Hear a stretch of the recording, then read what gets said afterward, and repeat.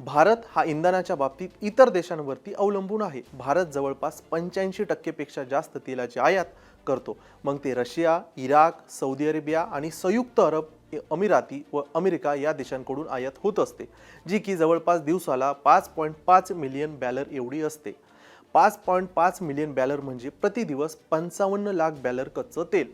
सोप्या शब्दात सांगायचं तर एका बॅलरमध्ये 159 लिटर एवढं कच्चं तेल असतं।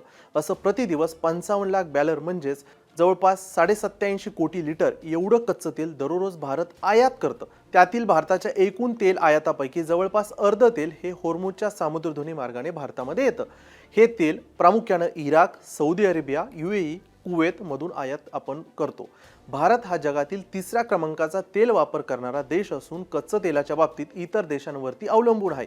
म्हणजे जवळपास 85% पेक्षा जास्त तेल हे आपल्या देशात बाहेरूनच येतं।